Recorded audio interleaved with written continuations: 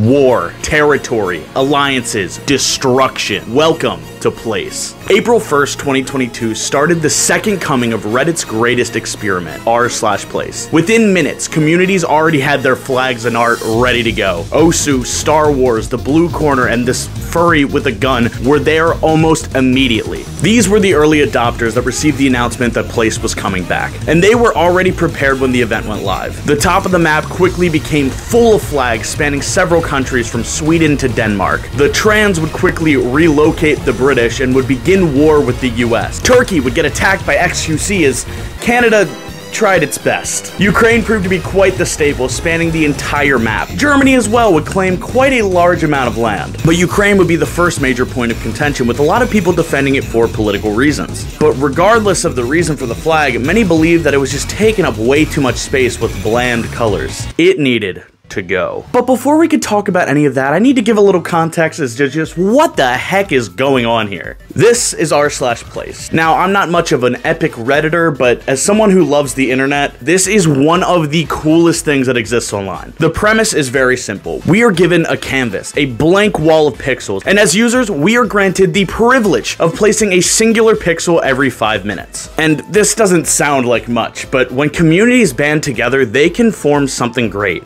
Art, memes, and Among Us, apparently, among other things. It is a constant battle for control, but it's such a great concept because it spawns these really fun and creative crossovers, just like this chessboard. But one of the coolest things is seeing different entities fight for control and make compromises. Now, this is the second time that we've gotten an r/place experiment, with the first happening 5 years ago in 2017. Yet 2017 was 5 years ago, let that sink in. And this collaborative cohesion was really visible in Place 2017. One of the biggest forces and one of the first things that appeared was the Rainbow Road, which spanned the entire map with random offshoots all around. And a lot of really cool art developed around this Rainbow Road. Some even incorporated the road itself into their design, just like how Rocket League and Star vs. the Force of Evil have this rainbow going through them. It's just like the coolest little collaboration. The original concept for r/place was the brainchild of Josh Wardle, a name that might sound a little bit familiar because he was the same man who made your Twitter feed's favorite game, Wordle. Now, in 2017, this was a big deal. It was a great April Fool's idea, but 5 years later, Reddit is much bigger, and so is Twitch, the latter of which will become very important later on. The original Place was a time capsule of Reddit and the internet as a whole for that moment. And the same can be said about Place 2022. It is a reflection of the state of the internet. And it's clear to see how things have changed in those 5 years. With more communities and greater numbers, the structure of Place would be much less freeform and a lot more controlled. Most art pieces took to a box, with fewer and fewer pieces existing outside of square borders. Now, obviously not all of them. I mean, look at Osu, but you see what I mean. And the art's appearance isn't the only thing that's different. So is its creation. Bots and scripts made the creation of so many of these art pieces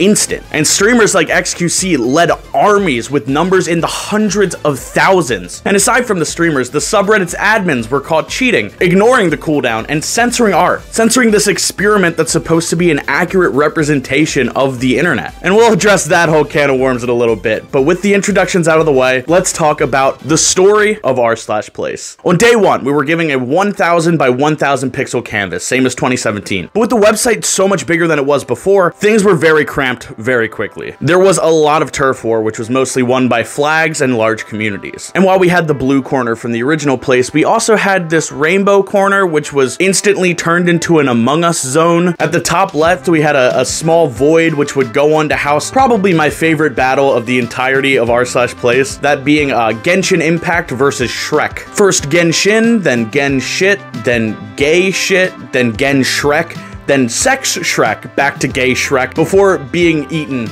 whole. And I love how Shrek himself made a cameo before, like, dying and turning into the E. Great touch. There was a game of tic-tac-toe that turned into a Rubik's Cube. The Among Us zone got a Germa, which turned into a demon, and then got a JoJo hat. Spampton's nose did a fun little swirl, and all these college logos here ended up spelling out porn. Business was booming. But as far as major conflicts went, the biggest was the downsizing of Ukraine. A void sprung from Albania with a soft border materializing. Then the Rainbow Road struck, giving many smaller communities their chance to go, and almost instantly, the right half of the flag was gone, overtaken. It appears that Rainbow Road may have teamed up with the Bronies, who had been evicted by Ukraine right from the beginning, and then later evicted by Mizkif. They wanted their spot on the map, and attacking Ukraine allowed them to put their prized pony on the board, only for it to be destroyed and then replaced by Asmongold with Guts from Berserk, which is much more visually appealing in my opinion. But speaking of Mizkif, let's talk about the streamer wars. Now, streamers were all over the place. It was 4 days of pure free content, so why wouldn't they be? But the main players, at least of day one, were Miz and XQC. Matthew Mizkif had his targets set on the Bronies, destroying them in favor of a Peepo, a much needed improvement. But as Miz was improving the area with a wide hardo next door, the Juicer attacked. The Peepo was replaced with an XQCL, forcing Miz to relocate to X's original home base, where he would remain for the rest of Place's duration. But this was not the final play for the Juicer. In fact, it was only the beginning. Immediately, X went after Turkey because Hassan wouldn't help him with the XQCL. After some negotiations, they made peace and gifted Elden Ring with a pot friend. X would then go on to defend Quebec, which ironically was bigger than Canada, and he would help to extend their flag even further. But when he went offline, things changed. Now, the thing with streamers on r/place was when they were live, they had all the power. They had armies at their disposal, but the second they end stream, that power is gone. And they can no longer defend their territory with their hundreds, thousands strong army. And this reality forced streamers into one of two different directions. Either you make an art piece that represents more than just your community, or you go demon mode. Mizkif would go on to create the Dong, which stood the test of time, and later pushed for the Wreckful Tribute, which was a beautiful piece of art that went relatively untouched. Ludwig made this Kirby better and added art from his favorite anime. Asmongold made the LOL, Rubber Ross made a Newgrounds logo, and many other streamers did similar things, contributing to other communities because if the art is good, then people aren't going to touch it.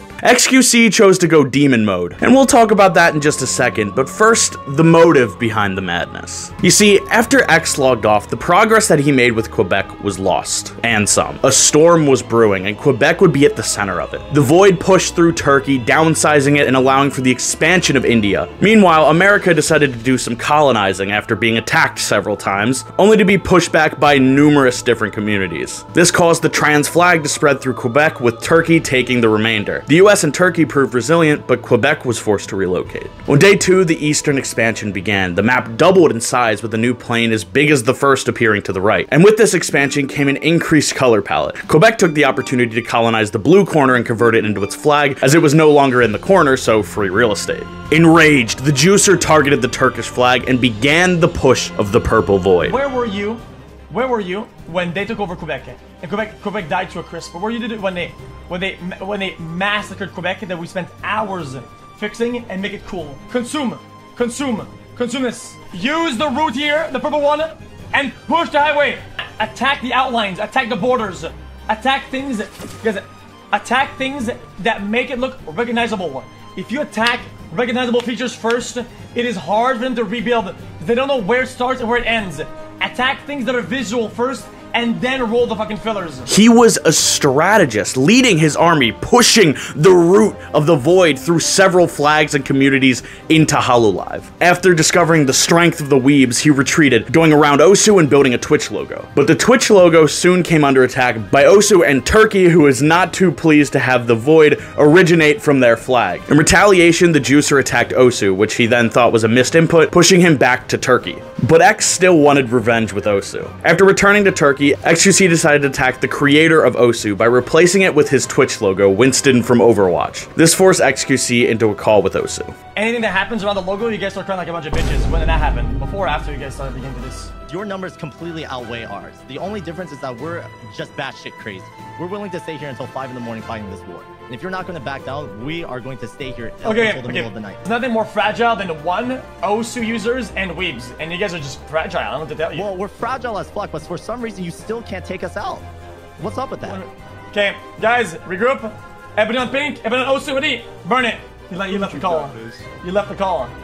Oh, God. As it turns out, that wasn't actually Osu, but a sub-faction of Osu. And after talking with the real Osu representatives, the monkey moved to the blue corner. And while it materialized in record time, as he switched his focus from place, it was slowly destroyed. But he would return later that night, and the purple pipe would come with him. The root would wreak havoc once again, starting above the Mogus and blasting through the bronies to the top of the map. And at that exact time, a void was brewing in this spiral. The juicer saw the incoming destruction and joined, moving downward, allowing the purple pipe to span from the top of the map to the bottom. This brings us to day 3, which marked the final expansion, with the map being doubled once again, this time downward. XQC would continue his void operations, moving all around the map, but at this point, he had become the villain of r/place. He had countless hate threads, and many believed that he was ruining the experience. But I think the opposite. XQC provided a story. He provided a force of destruction that place needed to mold itself. As he continued to wreak havoc, many started to fight back, instantly griefing anything that he tried to build. But the people stopped caring about the juicer when a different threat emerged. The French. When the map doubled for the final time, people were infuriated that there was a stinky little watermark in the corner. So the game had changed. X stopped attacking and started commissioning art pieces like this Widowmaker booty, while everyone else targeted the French. Hassan and the Spanish streamers teamed up to build Hasbullah at the top of the French flag. The French fought back. The Void attacked and the French lost some territory. The Juicer returned to throw 2B booty on the flag, only for it to be censored by the admins.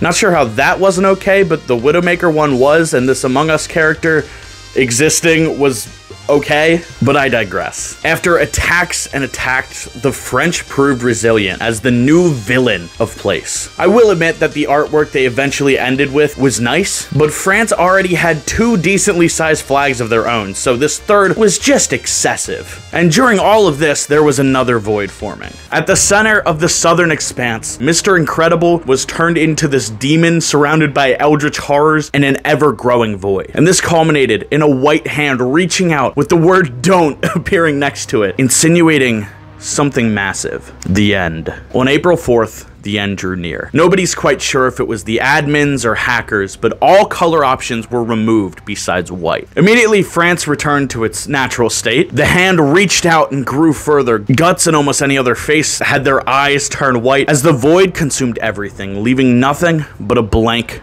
white canvas. It was a poetic conclusion. This was an event that couldn't last forever, and thus it was destroyed. Even in death, the French tried to write France, but it was changed to free before they had the chance. But this entire experiment, this art piece, cannot be described in a single image. It is a story. Sure, the final image is a sort of accomplishment and reward for all of the fighting, but I think a lot of the enjoyment of place as a project is seeing the time lapse, and through that, you're able to see a lot of really cool things. Someone made the Minecraft World Generation animation, which turned into a creeper explosion. There were these 2 dogs and one got replaced, leaving the other one crying until it returned. The spiral had a really cool animation. The wine bottle on the French flag was slowly consumed. Watching all of XQC's attacks and the meteor that he made were super cool, along with the different void attacks and the slow progress of different areas. The Among Us zone in the bottom left changed like 40 different times and even got an iFunny watermark. When the map expanded downward, seeing Germa get absolutely jacked and seeing the sheer spread of the French is really cool to see sped up. But my favorite part of all of this is the collaboration and the compromises that were made to let communities coexist. One of my favorite things is the GameStop stock price, which goes up, crosses a bridge, goes through some arches, behind the flag, through another bridge, all the way up to the top, through yet another bridge, before crashing through the moon and becoming a border down the other side of the map. Another cool thing was this road that left from the parking lot, got incorporated into Brazil and Argentina's flags, then went down through a tunnel and took a bridge over to a fountain. These were all just super cool things that were incorporated throughout the entire map. So this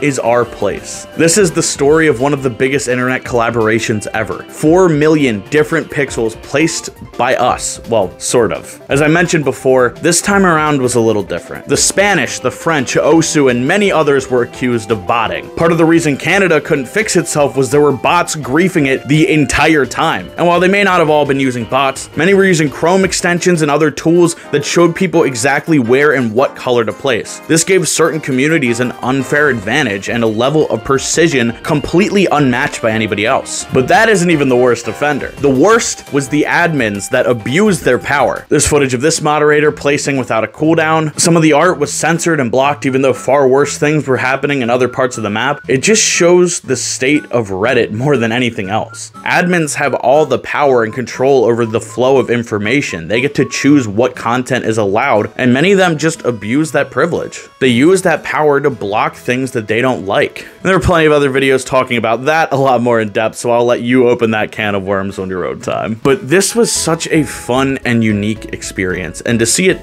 devalued like that is such a shame. But that is the story of r/place, a look at the internet and the communities that make it up. It may not be the greatest place, but it's our place. I get it, because our... Now, there are a lot of smaller events that I've left out because I didn't want the video to get too long. There's some instances of streamers showing up, putting one thing down and dipping, and a lot of smaller battles that you can see in the time lapse that are pretty self-explanatory, so I've left those out. And that's not to mention the emogification of literally everything, which I talked about over on my Shorts channel. But if you want to see more, I will link the official time lapse down below for you to enjoy. But with that being said, I hope to see you in the next one.